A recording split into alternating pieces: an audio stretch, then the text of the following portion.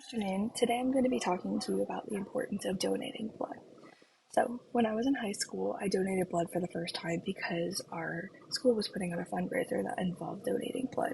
And senior me thought, oh my gosh, this is a great way to get out of my pre-cal class that I absolutely hated.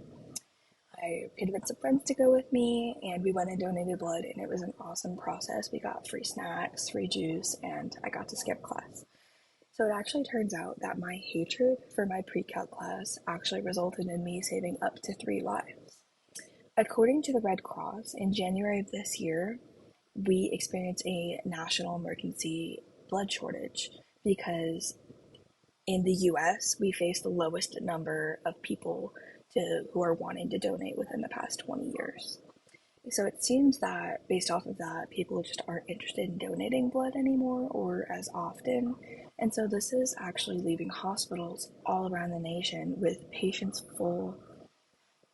rooms full of patients who need transfusions of whole blood, platelets, red blood cells, plasma, anything like that, any formed element of blood.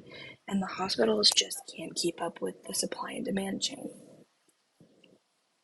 Every 2 seconds in the United States, somebody needs a transfusion, and the blood bank just doesn't have the blood to give them sometimes. Within the past 10 years, I would say that I've noticed, especially, that blood banks or the Red Cross or any donation center has increased the rewards for giving blood. College students like myself are especially drawn to this since, according to CSL Plasma, you can make as much as $500 a month donating plasma. But that depends on how often you're going to donate. You can donate plasma, which is the watery part of blood, as often as twice a week. This is because plasma is able to regenerate itself every 24 to 48 hours.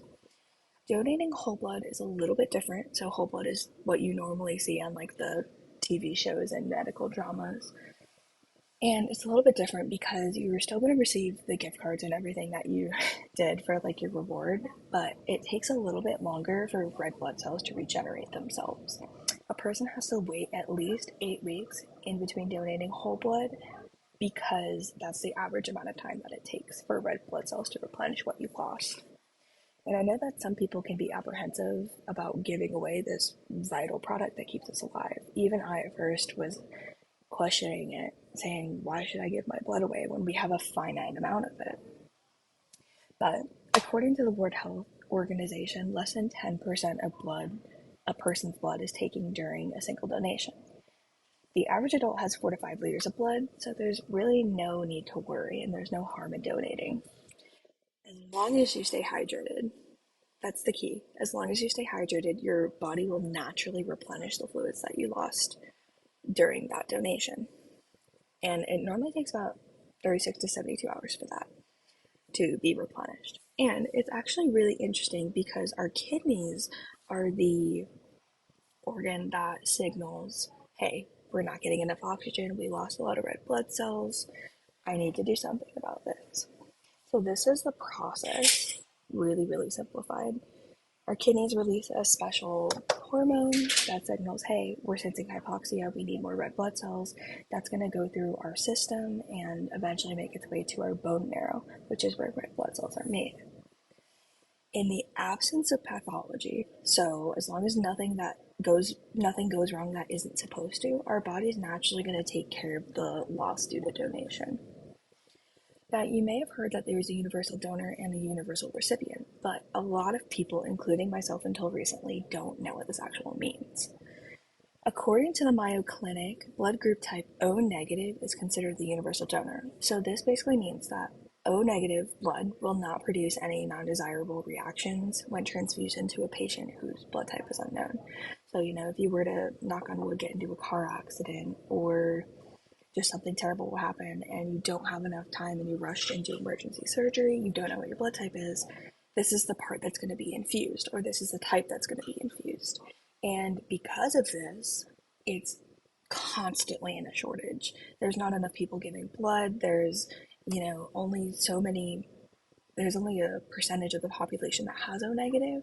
So this means that it's constantly short stocked in hospitals and it's in constant need. But like I said earlier, the supply and demand just isn't where it's supposed to be. So, donating blood actually helps yourself as much as it helps others.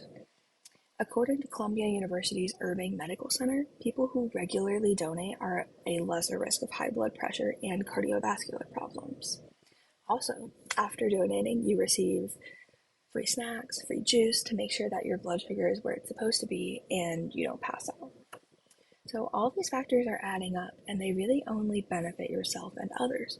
So the next time that there's a blood drive near you, I encourage you to take advantage of your free snacks and go ahead and donate.